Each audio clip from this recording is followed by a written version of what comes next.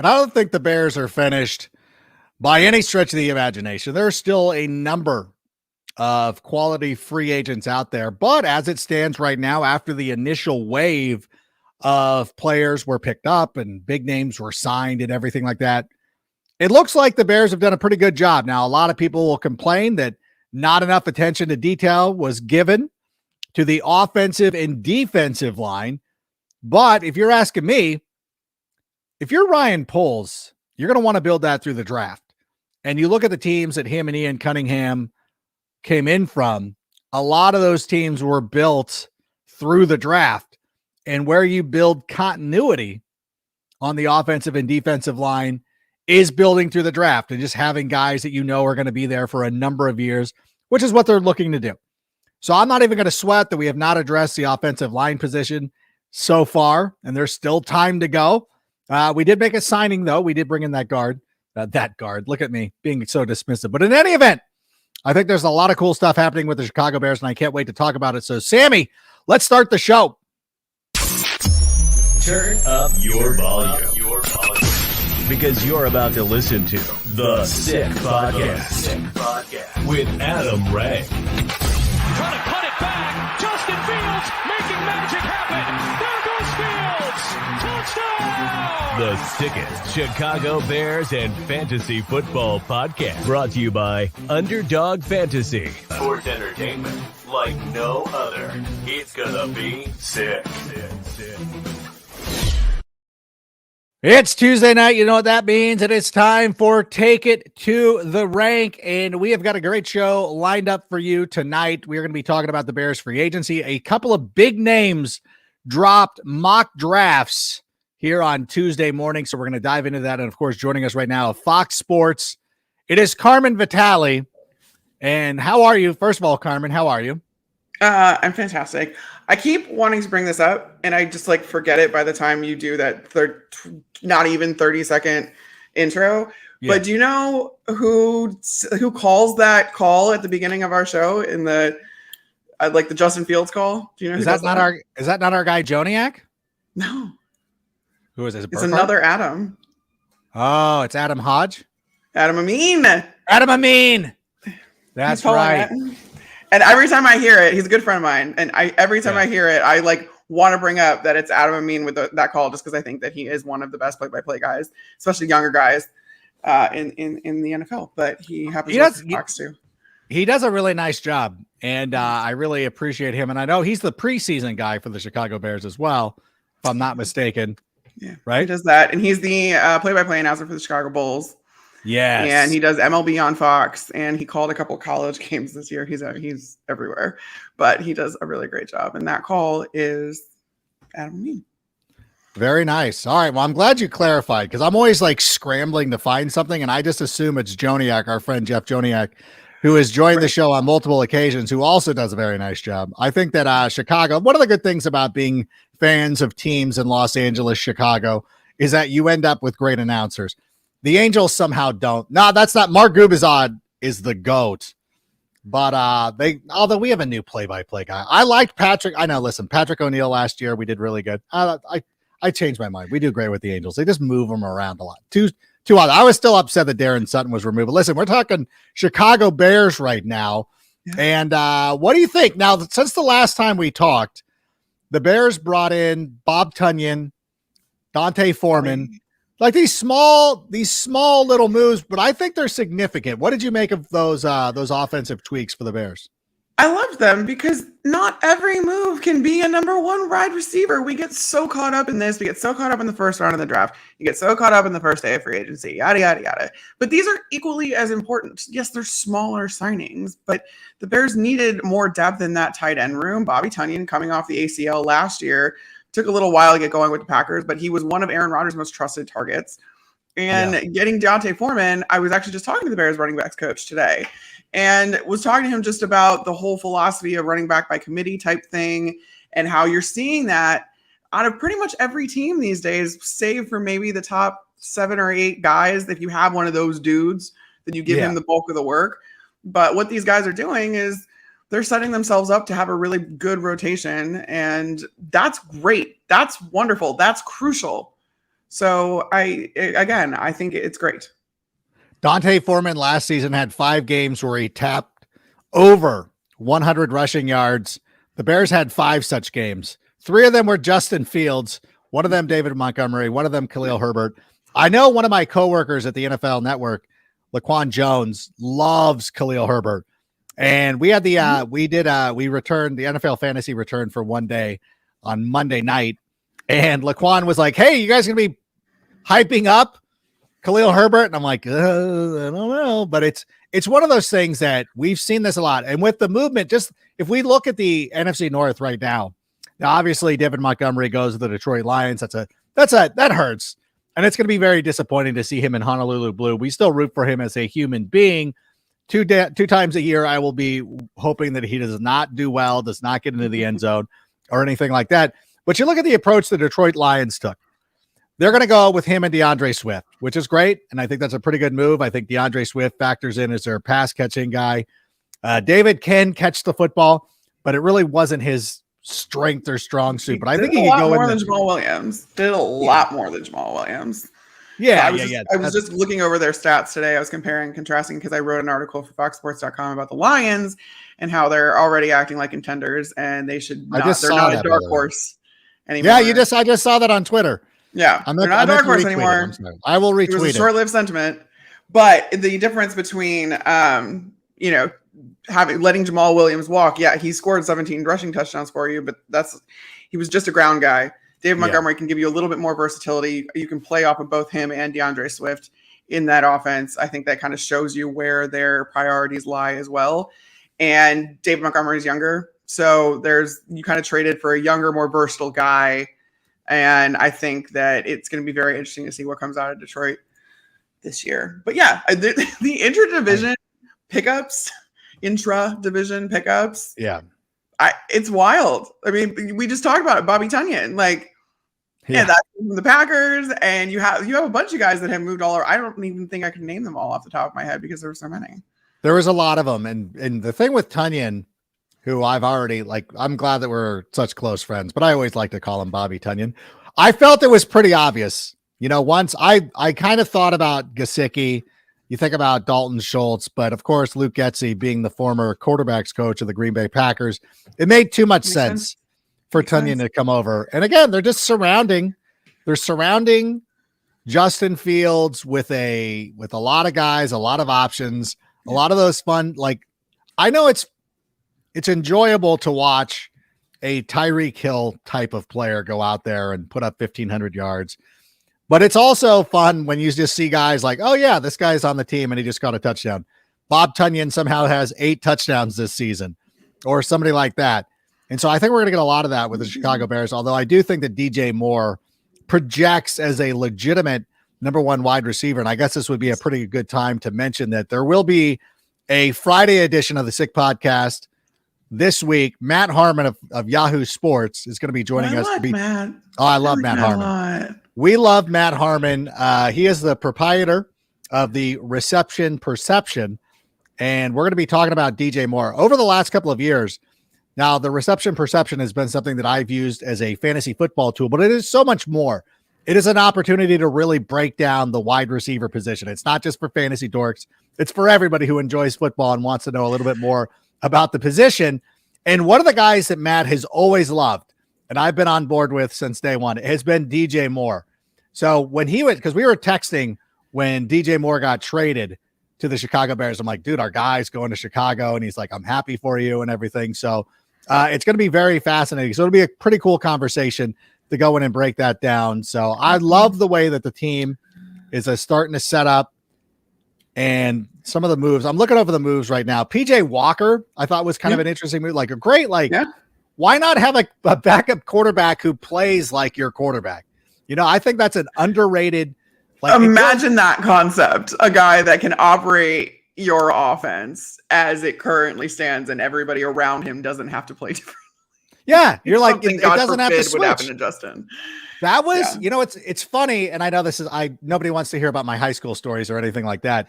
But one of the reasons why I was not allowed to play quarterback outside of not being very good, but because I'm left-handed.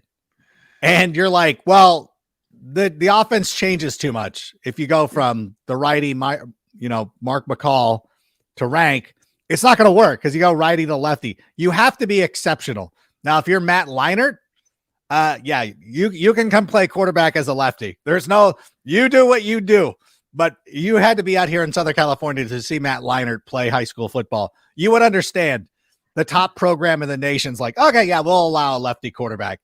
My high school, even though we weren't great, they're like, no, Rank, don't do that. So it's cool to see PJ Walker come in and play the same position. And by the way, I didn't mean to besmirch Nate Davis earlier. There's a lot of names floating around. We're starting to get active. We're trying to. You have the name now, which is good. That's progress. I got it. It took me a second, but I got it. So I want to talk though, because the offensive line, a lot of people will be, there's always something new. Like that's the one thing with people. And this is what annoys me. And I'll draw in the World Baseball Classic, which is happening right now, is the commentators are talking about, oh, look at Trout and Ohtani. Like if that team got some pitching, you're like, okay, they had the 5th best ERA last year. They have 3. Then Patrick Sandoval, who pitches for Team Mexico, was amazing the other night. They got Ohtani, Patrick Sandoval, Reed Detmers, and Anderson just came over from the like they have legit pitching. And it just shows that people don't pay attention. Similarly, the knock against the Chicago Bears over the next couple of weeks until the draft is over, we're like, oh, if they get offensive linemen. And it's like, yeah, I think Ryan Poles knows this. I don't know. I'm going to go out on a limb, Carmen. I'm going to say that Ryan, the former Poles offensive lineman GM, who's been part of multiple successful programs as an executive already, would maybe know that the offensive line play is crucial. Maybe. That's a shocking revelation, Adam. I know. Listen, I know You're that really going out on a limb. That John Boy 318 on Yahoo has figured out the secret to helping the Bears. I think Ryan Poles is on the case. It's funny to me. I said this in the open before we brought you on, and I'm curious if you agree with this. And I think we've mentioned it before, but it feels like Ryan Poles is not going to be that kind of GM that invests super heavily in the offensive line in free agency because he would rather build it through the draft. And it just feels like that is the approach the Bears are going to take. Think about the great offensive lines that in league history, right? Yeah. Look at the Dallas Cowboys of, I guess now 15, 20 years ago. Good God, I'm old. But they were known for having this absolute brick wall. Where did that brick wall come from? It was built brick by brick by brick. And that's a shout out to one of the CHGO guys. I got you. Great Rex. He's got it. You can shout them out. They're fine. I haven't gone back and looked at this, but just kind of off the top of my head, I would venture to say that most of the offense, even with the Bucks, when I was with the Bucks, Super Bowl season, you got Ryan Jensen. He was a free agent, but he had been with the team for a couple of years. They picked him up. He didn't get to the second contract with the Baltimore Ravens. They picked him up in free agency, the Bucks. But they got Ali Marpet. You got Donovan Smith. You got Tristan Wirfs. And then you have right guard Alex Kappa. All draft guys. All drafted. All homegrown.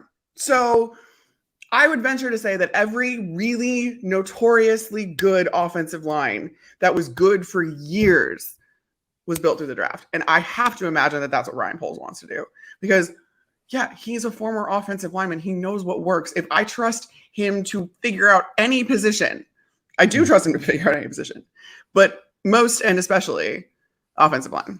So I would that's where it might take a little bit longer, but this is just keeping my dream alive of the Bears taking Peter Skoronski with their first pick. Okay, we'll get to that. We'll get to that in a second. But it is, he's obviously going to be addressing it through the thing. And when you talk about the Dallas Cowboys, I actually was going all the way back to Larry Allen because I'm old. But when they took Zach Martin, a lot of people might or might not remember this, but it was the same draft that Johnny Manziel was drafted. I think I'm remembering this correctly. If not, my narrative's terrible. But was the Zach Cowboys, Martin and Johnny Manziel the same draft? I think it was. Yes. It was. It okay. was. Confirmation. Thank you. So, but that was the thing. I remember being in Radio City Music Hall, and the Cowboys were on the clock. Yep. And Johnny Manziel had not been picked yet, and that place was going bonkers, like going absolutely just ape feces, just out of control, just anticipating Johnny Manziel was going to be drafted. That was borderline grosser than if you would have just said the word. I could have a lot less offensive. Do you find the S word? Listen, do you find the S word less offensive than the actual word feces? Yes, I do. That's exactly what feces is a lot. It's grosser. Okay, that's fine. It's more gross. Whatever. Let me tell you something. Here's my thing. So in any event, the Radio City Music Hall going ape shit because that does sound better. Was going because they thought Manziel was going to be drafted. They drafted Zach Martin. There was booze. What? There was booze. They booed him. Yeah, they thought that was a terrible pick. Like people were unhinged. Like, oh, this. I don't know if Twitter was around back then. If not, it was in its infancy, not like it is today. Yeah, it was. Like, but yeah. people would have been just so dismissive of that, but it ended up being such a great pick. And Zach Martin, of course, was great for the Dallas Cowboys. And I really do believe that this is the best way to go about the offensive line and building the offensive line. Now, you talk about Skoronski. I will say that there's starting to be some pushback. Northwestern. Because I know I like him. I've got. Like, I know. I need something Northwestern in my background. You do. You do.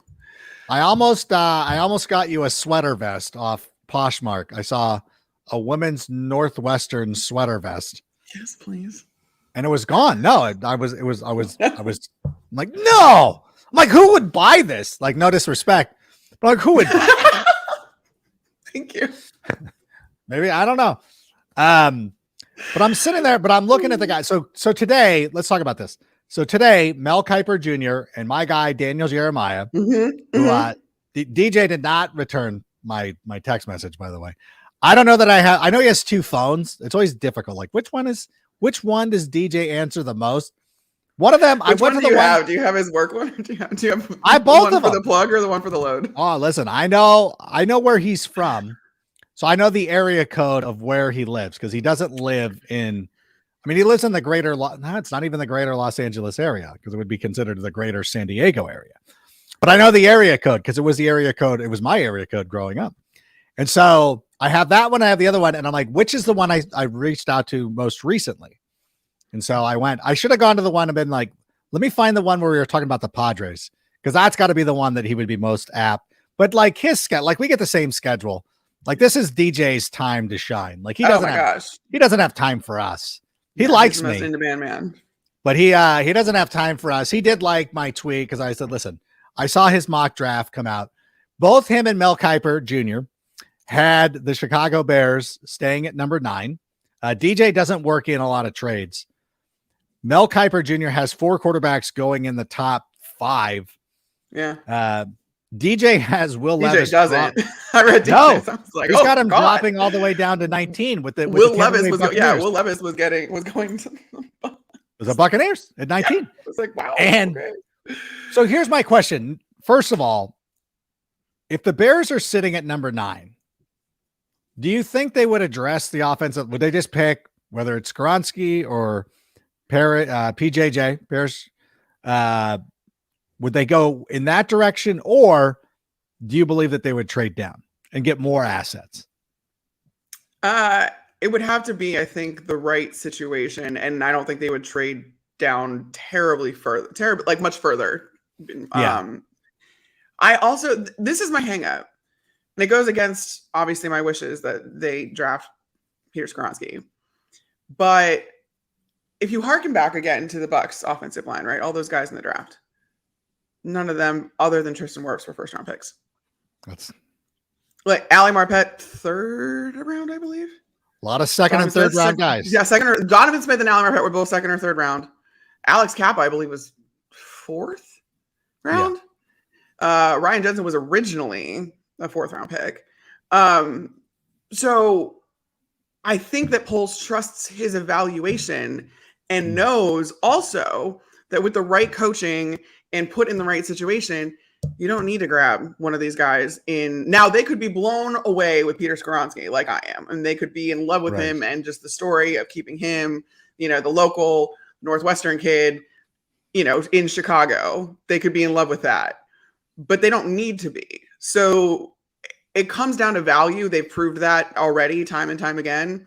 If there is a guy that falls or drops to 9, regardless of if he's on either one of the lines, I think you take him. Yeah. That being said, it's tough to call right now. My gut tells me though that Ryan Poles knows that he can evaluate this position better than any other. Therefore, he can afford to address it later in the draft, which isn't even a bad thing because you can get some incredible players, solid foundational guys that are going to be with your franchise for a decade or longer. Or see significant second contracts with another team if you can't hold on to them in the later rounds of the draft and on day 2 especially. 100%. Okay, going off of DJ's model where Will Levis falls, I can't imagine if Will Levis is still there at 9. I got to imagine somebody's trading up, and that somebody could be the Tennessee Titans who are at 11 or 12. Not a huge drop, but would still put them in. Let's say that the Packers, because DJ has the Packers taking Paris Johnson Jr. at 15. So the Bears could conceivably drop to 11 or 12, still get PJJ if that's who they desire, maybe even Skoronski, and then pick up some capital. I think that to me, that seems automatic. If one of the quarterbacks somehow falls to 9, that the Bears are trading out of that to a team like the Titans. Yeah, I mean, again, I think that's one of those, perfect scenarios or perfect storms of a scenario where, and you wouldn't even necessarily drop down that far. If it's the Titans, good God, you're only going down 2 spots. So there's just so many possibilities. Like it's interesting because we talked about there being so many possibilities with the Bears having the first overall pick, but in hindsight, now there weren't as many possibilities as we necessarily thought. They were like, no, they're going to trade down, and it's probably not without a top. But now, literally everything is on the table, and I just think it's going to come down to value again. If for all the Ryan Poles press conferences I've been to and listened to, the recurring theme there is we are going to get the best value to build the best football team, kind of regardless of need. And I like that approach. I've seen that approach before as well. And I think it works really well when you're trying to build a team through the draft and you are treating this like a multi-year process. So I do think that there is going to be an emphasis on the offensive line because that's the final puzzle piece in order for you to be able to get that evaluation on Justin Fields that you need to get this year. Mm-hmm. But again, I just don't think that they are going to be in any hurry to take one with their first pick when they have a ton of draft capital as it is, B, have the option to trade out of, in some sort of scenario like that, or take a player that ends up falling. But I agree with you. Like, if Will Levis drops out down to, if he's still on the board with the Bears or Anthony Richardson, which I don't think is going to happen, then I would have to imagine there are going to be teams clamoring to come up. And why wouldn't you take that? Why wouldn't you go out there and do it? I think the one name that is interesting to me, we brought this up on the show a couple of weeks ago, and now I saw somebody put it on Twitter. They were talking about Christian Gonzalez, the cornerback, because I thought too, when free agency was starting, I even warned everybody, we're going to do something. We're going to do something unexpected.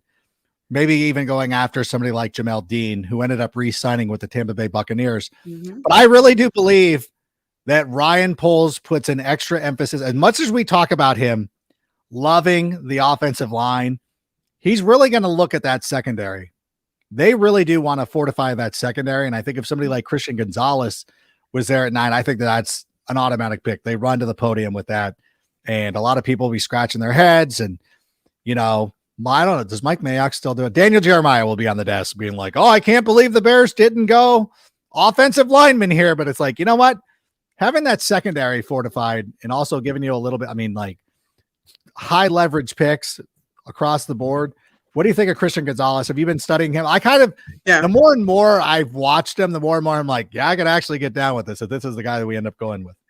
It's a pretty good corner class, and I have actually been turned more onto Devin Witherspoon which Ooh, another okay. really fun story, given that he's in Illini.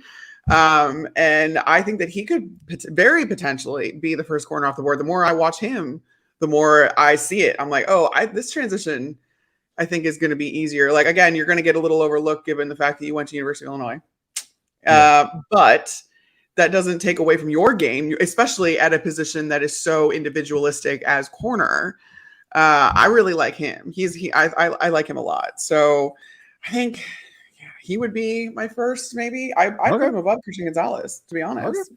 I'm not arguing. I haven't watched enough of them, so I'm gonna go back now that once the show is over, I will go back and study a little bit more and see what we got there. But I'm thinking position wise, Gonzalez was one of the first guys I was looking at, but I could see something like that. If it's a cornerback, if somebody like that they really like, what do you think about Jalen Carter? Like if he gets tunsled down to number 9, I don't know that he gets past, I don't know, let's say like, because that to me seems like such a pick the Lions could make where you have, like you said, like this is a team that's going all in. Like they're acting like they're going to win the division. And right now, I don't know how you would argue that they're not the prohibitive favorite to win the NFC North. They really are. I mean, the way that they finished last year, I even made a joke like during the game against the Packers. I'm like, I wish the committee would just vote in the Lions over the Vikings. Yes. We don't need to see the Vikings. We know that the Vikings are going to go out and lose. Like we don't even need to see it. We know that's going to happen. So let's have the Lions there because they're fun. You have this extra pick from the Rams. If, Dan Campbell strikes me as the kind of guy that I feel is confident in his own abilities to get the most out of Carter. And he's going to be like, I don't care. Like, because at some point you got to be like, I understand that his pro day was terrible, but we also have all this film of him dominating on a football field, which should be more important to a lot of them. And if Dan Campbell is confident enough in his own abilities, I don't think he gets past number 6. I just had this conversation today with a coach in the NFC North, and I was asking about Jalen Carter, and we were talking. I want to get it right. Like I want to make sure I remember exactly how we talked about it.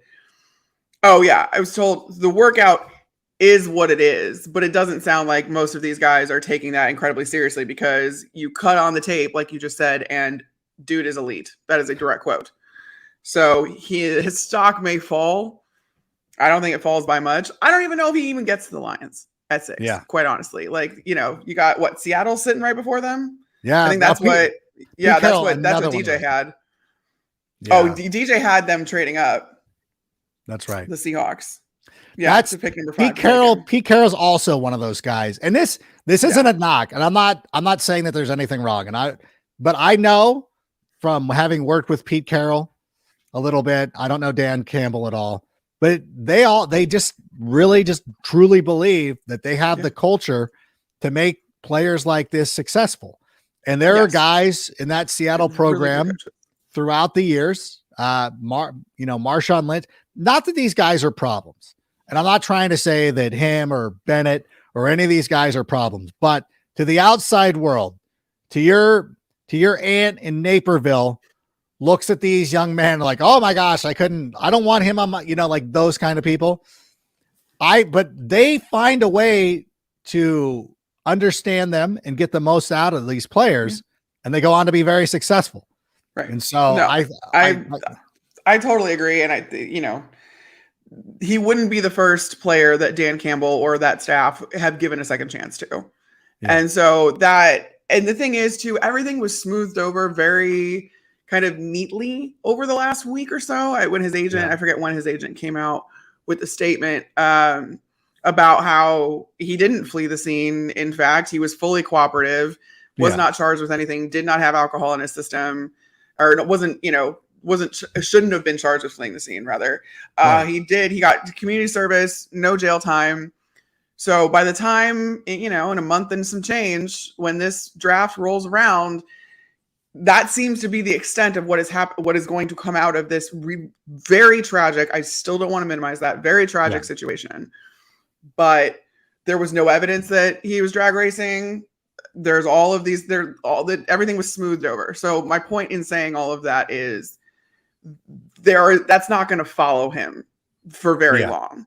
The league teams, if he's that good and he is that good, there will be teams that take a chance on him knowing full well it's probably not much of a chance, because if he does go into a situation that fosters the character development like Dan Campbell's staff does with coaches that relate to these guys. Dan Campbell has a ton of former NFL players on his staff, not just, whatever in college and in high school, whatever. He has a lot of former players that can relate to these guys, and that comes through tremendously in that building. And that is why those players they have the mentality and they have the attitude of that week 18 game when they have nothing to play for. They're just going to play for each other, and they're going to play together, and they're going to play for spite. And I keep going back to that because that just told me everything I needed to know about the Lions. Right. And I wrote actually today about how they are contenders, and they are it was a short-lived sentiment of the fact that they were a dark horse to win the NFC North, because they're not a dark horse. No, they're after the first week of free agency, they're coming. And they are the team that every other team in the North is going to have to contend with. But it also should be pointed out that the team that they beat was the Packers, a team that had routinely beat the feces out of them time and time again. And they had to go out there and get cringe. And get now that I know, why would you do that? Why would you tell me that? Because I can't help it. I know. Ask anybody that I work with. Cynthia Freeland will always, she was sitting there the other day, like, why do I tell you that this word annoys me? Because it's the only word you're going to say. And I go, yeah, I know. That's what I do. I'm like the older brother that you wish you never had. And I am that guy. And I really, that's what I do. By the way, we haven't taken a question. I apologize for that. Before we do, I want to let everybody know. That Underdog Fantasy is the best way to play fantasy sports. And it is so easy to get started. Just go to underdogfantasy.com or download the app, sign up with the promo code SICK, and Underdog will double your first deposit up to $100. And if you think there's no fantasy right now, let me tell you something. March Madness is off the hook. By the way, if you want to know why everybody was cheering at the end of the TCU game when some guy hit a three-pointer that seemingly meant nothing, and the crowd in Colorado erupts like he just hit a game winner, it's because people are playing fantasy sports on Underdog Fantasy. Might be winning a contest or two. There's match play. The match play golf tournament is this weekend. I don't know how match play works, but you know what? Go just put your money on to Scotty Scheffler and you'll be fine. So go do all that stuff at our friends at Underdog Fantasy. And again, use the promo code SICK. Your deposit gets doubled up to $100. All right. How about a question, Sammy? Oh my gosh. Ron, sorry to keep you waiting. Do we like what the Bears did in free agency? Again, I'm going to go back to this. I do. If you factor in the DJ Moore thing as part of it, as part of free agency, and the just the common approach that they took, like immediately right off the bat, they addressed their linebacking situation. They brought in Edwards and Edmonds, settled down. I think Edmonds is a good player. Like I was shocked when people were just kind of like, oh, he's not good anymore. When he was in Buffalo, that guy's feces didn't stink, But now all of a sudden he hits free agent. It's the last time. When he hits, all right. Look what I just did. I'm so. Why did you not warn me?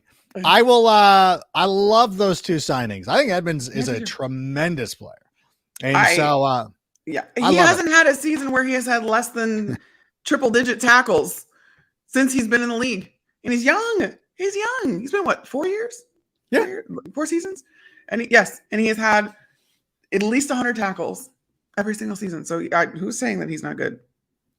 Well, not only that, but people are like, well, why didn't you just keep Roquan Smith? And because they got an additional linebacker and a second-round pick. Like, it seems pretty obvious what we're doing here. Like, you can give one guy $100 million for less money, or two guys, and a second-round draft pick, and you ended up with Chase Claypool. I'll throw him. I want to give a lot of love to TJ Edwards too, because this guy was a defensive signal caller for for the best defense in the league last year. Yeah. So he is the leader on that team. He is relaying the calls on the field. He's directing traffic from that middle level for a defense that was elite. So Really? that doesn't happen. And he's such a good story too. And he's a local guy. And I'm like, I really want to just keep giving love. I want to love on TJ Edwards because I think that was a very underrated pickup because didn't have the splash factor with the contract, but I think it was a steal. I think it's going to prove to be a steal for sure. 100%. I call my shot now. There was a lot of articles and there was a lot of hype going into the Super Bowl, the playoffs, the Super Bowl about TJ Edwards. Like, oh, like when they're trying to find stories and they're like, oh, this guy's been playing, he's a guy that kind of goes under the radar, but does such a great job for them. And then he comes to Chicago and they're like, oh, he isn't that good. You're like, okay, like a couple of weeks ago at the Super Bowl, you couldn't say enough nice things about him. And now the Bears somehow overpaid, but I love all those moves. I like Nate Davis. I can't wait to see what the plan is with everybody, which by the way, because we know that Tevin Jenkins played right guard and excelled. Nate Davis played right guard. Tevin Jenkins starting to get active on Bears Twitter again today, talking about cereal and things like that. But it's good to see Tevin out there because he used to interact with the fans all the time. So it's great to see him back out there interacting with people. I'm so curious to see what the plan is going to be with all these guys. And of course, all will be revealed at some point. But it's great. By the way, speaking of Bears Twitter, are you in that? Some kid did a March Madness pool of Bears Twitter. Mm-hmm. I know I wasn't on it. I don't remember. Were you on that? No, I didn't get an invite. Like, what is happening? I know I'm kind of new here, although I'm also old, but I'm new. I'm like, why are we like, why wouldn't we? And I know they're like, well, you're national media or what, but I like, as far as like, I get Twitter, dinged for that a lot being national. I'm like, but I'm here. I don't know. Did the guy from the Athletic? I don't even think they have the guy from the Athletic. Johns or Fishbane? Brisbane. Johns was in there. Yeah, he was for sure, but Brisbane wasn't. I'm like, there's some names missing. But then again, it's also a good opportunity because our friend Ill Will is in the bracket. So if you see this, I should know better, but Ill Will's in there. Oh, EJ might not be in there. It's very curious. I don't know how they came out of there, but it's fun. But it's just something fun to do when we're waiting for the games to come back around. All right, Sammy, how about another question? Would you rather have one top 10 pick or three top 75 picks? You know what? I love this philosophical question. If I'm the Philadelphia Eagles, who are just coming off a Super Bowl appearance, and I know that they've lost a lot of players to free agency, but I think the closer you are to the playoffs, I think for the line, I think the closer you are to the Super Bowl, you want that top 10 impact player. I think for a team like the Bears that is trying to plug as many holes as possible, I think 3 in the top 75 works for me. What do you think, Carmen? I mean, they already have. I'm going to look it up and make sure I'm right about this. But they already have what, four picks in the top 65? Yeah, already as it stands. And then you go. And so, like, you really. My point is, do you need? Like, at what point is it? Are you gluttonous? At one point, is it too much? Is it maybe you do want that impact player because you're not suffering for picks later, or you're not without picks later. You still have 3 picks in the top 65, or 3 more picks in the top 65, while also picking in the top 10. I mean, there's a reason for as much as I say people get caught up in the first round and all that other stuff. There is a reason that top 10 picks are so highly coveted. And it's because you can get an immediate player. And I do think that, and this is just me talking through it, if you are going to add that last piece of the puzzle so you can get the evaluation on Justin Fields, you do need somebody else on that offensive line that can come in and contribute immediately. That is hard to do without giving them more time if you get a guy outside of the first round, which is another reason I'm rationalizing myself, for myself, Peter Skoronski coming to the Bears. Right. But there's value in that when you do have a crucial piece that you need in order, like right now. They have a sense of urgency to fix that line immediately so you can really understand what you have in Justin Fields, and if he really is your franchise quarterback, or you're going to move on from him in 2024 with a better quarterback class. That has to happen. That is time sensitive. So in this case, I guess what I'm saying is that I'm saying I want that top 10 pick rather than getting 3 additional top 75 picks, because you already have 3 more picks within the top 75. Oh, see, okay. I misunderstood it that way because I was thinking like one or the other. The Bears So- already have it, so it can't Yeah, so we have both. We already have both. You have So it's both. like, You yeah, we have already have both. both. So yeah, like it just becomes too gluttonous, I think, for me. And you get too greedy if you're trying to get 7 picks within, or Yeah. 6 picks, I guess, within the top 75. Like no one needs 6 picks in the top 75. You just I'm down with an additional move as long as it doesn't move us past Green Bay. As long as we're still above Green, as long as we don't go further than 14, because the Packers Green Bay's are in the picking them tackle at 15. market too. So yeah, I get That's it. the reason why. So I know like a lot of our friends like Bear Down Kaz, who I don't know if he was in that tournament either, but anyways, he loves, because he's an Ohio State guy, so he loves Paris Johnson Jr. And it's funny listening because you want Skoronski, he wants PJJ, and like I don't think there's any wrong answer. The only thing that you keep hearing about Skoronski is his arm length, Normally. which is a big deal to Ryan Poles because he likes his tackles to have long arms. Like look at Braxton Jones. So he's got a type.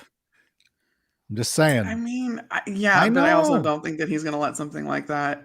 When you look at the thank you, not just a homework pick because okay, well, Heart no, Foundation. he's the real deal. He is, yeah. I'm doing him a disservice by riding so hard for him just because I went to Northwestern. There's legitimate reasons to ride very hard for Peter Skoronski. He will make that transition very easy, very seamless, and he will do it instantly. Which is that's one of those intangibles that make it worth getting a guy in the first round. Look at Rashawn Slater. That's all you need to do. Just look at Rashawn. It's a legitimate pick. It's not like if she was or if we were like Kentucky grads being like, Will Levis is going to be the best quarterback in this draft. That comes off as homerish. Skoronski is been regarded as a top 10 pick for the last 2 years. Like everybody has been talking about this. It reminds me a lot of Quentin Nelson when he was coming out of Notre Dame, which again was like not a sexy pick. And he went 6. Like, what did the Colts draft him? 6th overall. It was just in front of us. Was that the year that we got Roquan? It was Roquan. That wasn't Leonard Floyd's year. There was no. Roquan. It was. I don't know if it was Roquan's year because I feel like that happened before Roquan. Okay, I could so be then wrong, it might have been the year. We either Don't hold that got against me. it was like, but then that's the thing too about being in the top 10 is that it doesn't always work out for us.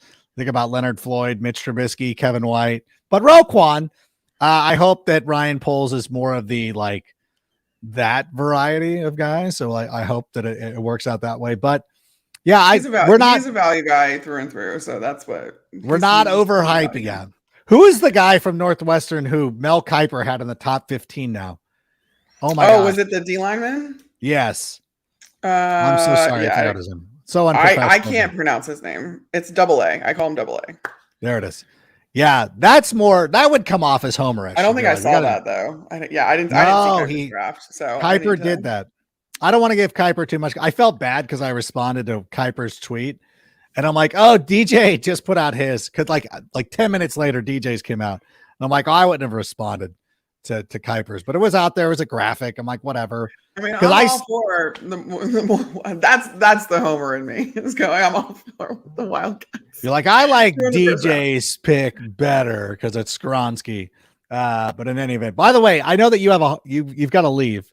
So I got one more question in me. One more question, Sammy. What do we got? Do you see more 3-step drops by QB1 with Green Bay quick slants? Laz, thanks for the question. Yeah, what do we think? Because you know what? Last year, Justin Fields, that was something that they wanted to work with him on, was getting rid of the ball quicker. And then people got upset that he wasn't, vintage Aaron Rodgers after one training camp. I think it's a work in progress, and I think it's something they would like to see more of this season. Yeah. Are they talking about Green Bay or are they talking about the Bears? No, I think he's talking about the Bears running more of like the slants, like Green Bay did. The quick slants and stuff. I mean, that is a way to mitigate any sort of, the offensive line not having to hold the ball, a lot longer. It also makes you, as long as you have those weapons to dump the ball off to, I think they would rather him do that than take off running and have another 1,000-yard rushing season. I will say that. So whether that's 3-step drops, whether that's utilizing play action more, whether that's, quick slants, all that other stuff. I could see it happen that way. I mean, we already have seen that they're kind of doing this running back by committee thing. But I think they would rather Justin try and get rid of the ball quicker through the air than just, take off. And that also helps your offensive line if you're getting rid of the ball quicker in pass protection. No, and that's one of the things you hope about DJ Moore, although his average depth of target was pretty good last year for the Carolina. It was pretty nice. Yeah. But it's something that, some people have speculated they could shorten that up a little bit and get him some more mid-range throws in his direction, and he could see more yak this year than he saw. I would love to see that out of Chase Claypool, though, too. Absolutely. He's a big guy, so if anybody's going to break a tackle, it's going to be him. And then you also think about the red zone threat that Chase Claypool could be for as big as he is, and doing things that way. So I would love to see that more out of Chase Claypool than anything. I think they're going to have DJ Moore kind of all over the field, 100%. doing a bunch of different things, and with him and complimenting Darnell Mooney. Darnell's a speedster. I would like to see him just take off. Yeah, and let Justin Fields. I mean, he proved already he's one of the best deep ball throwers in the NFL, statistically proven out there for you. So he can go out and do that stuff. So I hope to see it. And we hope to see you next week, Carmen. I know you got to run right now. I think we'll stick around. The party's going to keep going. We saw some guests who, they want to hang out still. So what else? What else you got going on? FOMO. It's okay. It's okay. Various stuff around the NFC North. Like I said, I wrote something about the Lions today. On Fox, it's up on foxsports.com already. Tomorrow, I'm going to dive into just exactly what the holdup is in Green Bay, along with our AFC East writer, we're going to kind of go back and forth as to where each team stands and why, in my opinion, Green Bay doesn't really have any sort of incentive to rush this process right now. Yeah. And then, I did another mock draft that came out last week with David Hellman. So you can check that out as well. Yeah. Well, I'm sorry we didn't dropped that right during the Rodgers thing because nothing else. Oh, man. All right. Well, we'll bring that up next week. We'll go check it out. That's everybody's homework assignment. But thank you so much for being here. As always a pleasure to talk to you. And we'll see you next week. All right. Sounds good. Bye, guys. Bye. There she goes, the great Carmen Vitali. Make sure you're checking her out on foxsports.com. And do we have another question, though, Sammy? I want to make sure we're not leaving anybody out. I want to thank everybody who's with us here tonight. If JSN, Johnson, Skoronski, or Wilson is at 9, who do you take? You know what's funny, Knox, is I've said that I'm trying to separate how I personally feel from what is probably going to happen. So I said this today. If the Bears are sitting there at number 9, and let's say Christian Gonzalez is gone, Jalen Carter's gone, and there's not really, you have the 2 tackles there. I really do believe that Ryan Poles is so confident in his ability that he's going to try to get more value out of what he has with the number 9 pick, especially once again, if a quarterback, one of the quarterbacks falls, if Richardson or if Levis falls, it's almost a no-brainer. It's almost a fait accompli. I think it's a huge drop to move down to number 19 with a team like the Tampa Bay Buccaneers. Doable. I mean, it would be similar to the drop that the Giants took when they dropped from 11 to 20 when we moved up for Justin Fields, which would mean we're probably ending up with another first round pick next season, even though it doesn't help us too much this year. But again, it's additional draft capital, and you have to look at the draft similar. This is a 2-year thing. It's not necessarily a win right now draft for this season. That Ryan Poles, even though you're trying to get an evaluation on Justin Fields, it's not like you're going to leave him hanging out to dry. But understand, hey, we're not gonna become a Super Bowl contender this year, but making the right picks this season, combined with getting more resources the following year, then you're starting to look at something like Philadelphia did this year, or one of those teams that's made the leap in recent memory.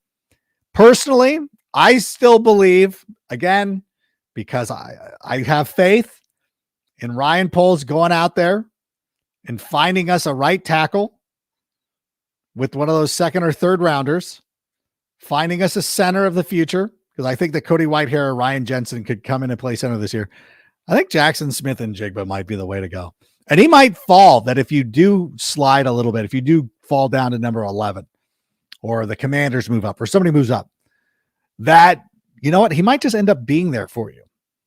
And I don't mind taking a wide receiver, even though you traded for DJ Moore, having another wide receiver in the mix, especially, if something happens where Darnell Mooney doesn't continue to accelerate like we thought he was going to, or Chase Claypool just doesn't work out. I'm still a big believer in Chase Claypool, but these teams also have to have contingency plans. It's like when Triple H was the head of Evolution and they lost to the Shield. Well, he ensured that Seth Rollins was going to turn on his Shield mates, because you always have to have a plan B.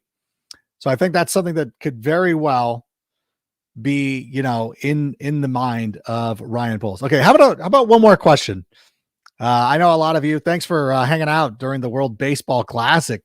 Bold, carrying over 20 to 30 million this year's cap for a great way of young. You know what? That's also another thing too. Thank you for bringing that up. There is a minimum, there is a threshold that the Chicago Bears have to reach as far as the NFLPA. You have to spend a certain amount of your money because otherwise these teams, and you know who the owners are, would go out there and field a team of 53 rookies and save that money. 53 guys playing for the NFL minimum. If you didn't work in a salary floor, teams would be, and I think even now teams find a way to get around this, because you're like, how do some teams, and Jason Lockenfora touched on this a couple of weeks ago, how do some teams find a way to bring everybody in? And then there's other teams that are like, we can't afford anybody. Like what? There's some sort of like funny business. The accounting, like, listen, I don't know. I've seen enough mob movies. I watched Ozark. I know there's ways to wash money. Don't tell me these teams can't find a way to keep everybody. They certainly can. But having some flexibility next year is also a big deal. Which is why they didn't really go out there and throw around a lot of money. Orlando Brown was there and everybody was, pining for Orlando Brown. We don't need him. I said I said this a couple of weeks ago. My left tackle is on the field. He's already playing there. All he's got to do, I know I'm throwing this out there. All he's got to do is get stronger. That's it. Go do the bench press, and then you're fine. You're one of the most athletic guys on the offensive line in the NFL. He's going to be good this year. He's going to have a breakout season. As a matter of fact, if I do that feature for the NFL this year, Braxton Jones will be my breakout player for the Chicago Bears, because Justin Fields already broke out. Braxton Jones will be the household name that everybody thinks of. Here's my thing. I didn't know if my kid just ran into the door, but here's my thing. And I always like to say, here's my thing. You got the left tackle. I think your guard positions are solid. You draft a right tackle. I think this team's going to be fine. You didn't need to go out there and blow all that money on Orlando Brown. Mike McGlinchey would have been a nice luxury pickup. Would have been a very serviceable right tackle given the price. But unfortunately, there's priced right out of the market. It's like if Jiffy Lube was charging $200 for an oil change. You're like, I'm not going there. I like Jiffy Lube. It's convenient. It does the job. But I'm not paying $2 for it. That's what Mike McGlinchey did to himself. And it's fine. I think a lot of this stuff is going to be handled through the draft. So I do think it's a sneaky good, low-key play to go out there, make sure you have some flexibility at the for the free agent ways. You don't want to get up against the cap 1 year. Like, you don't want to go from like having the most cap space to having nothing the following year and have nothing to show for it. I thought that they did a very nice job. You didn't blow a lot of money on McGlinchey. I was worried that it was going to be Jacoby Myers, who was going to get a lot of money for us, but unfortunately, probably. I like Jacoby Myers. I think that was a fair signing for the Las Vegas Raiders. But you know what? We don't need it. We got DJ Moore. Hopefully we also need flexibility, because if we're going to start extending guys like DJ Moore, Cole Kmet, Darnell Mooney, Jalen Johnson, we're going to need money for them as well. So it's probably better off. Like, this is another reason why you build a lot of this stuff through the draft, is so that you can save some money for the veteran guys. Clearly, they didn't think that David Montgomery was a player that they needed to invest in long-term. and they're, I don't know. Dante Foreman's a good player. So why not? That's the way the NFL works now. And we saw the Chiefs this year go to the Super Bowl with Jerick McKinnon and Isaiah Pacheco. So I think, okay, there's a proven system out there. The years of Emmitt Smith carrying teams to Super Bowl titles are over. But in any event, I want to thank everybody for being here. Like I mentioned earlier, if you're just joining the show right now, where were you? We're wrapping up. We're getting ready to go. We had last call already. But Matt Harmon of the Reception Perception, of course, Yahoo Sports, he will be with us Friday. We will drop another edition of the Sick Podcast, a little shorty. But listen, we'll be talking about DJ Moore, his impact, what that could mean for Justin Fields. I will ask Matt if he's been scouting some of the college players as well. Perhaps, one of the wide receivers could be in the mix for the Chicago Bears. I do love the guy. Was it Tank Dell out of SMU? Oh, I love that player. And somebody posted a video of him the other day, and I was like, oh, he's a Bear. I love him. And of course, all the Twitter GMs are like, I don't like the way it got out. Like, shut up. This has been a productive player at Big 12 school. I'm more of a, I want my wide receivers from Power Fives, like legitimate Power Fives, not SMU. What is it? SMU? That's not Power. Not Big 12. What are they? AA or something? Whatever conference, CAA. I don't know.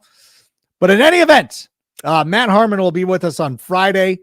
That'll be a lot of fun. It'll be a good time. I haven't been able to talk to Matt Harmon in quite a while. So we'll be out here chopping it up about DJ Moore and everything that's going on with the Chicago Bears. So until that time, bear down. And Sammy, go ahead and play us out. And that's a wrap. Hope you don't miss us too much until next time. Follow the Sick Podcast with Adam Rank on YouTube, Instagram, Facebook, Google Play, and Apple Podcasts. Brought to you by Underdog Fantasy.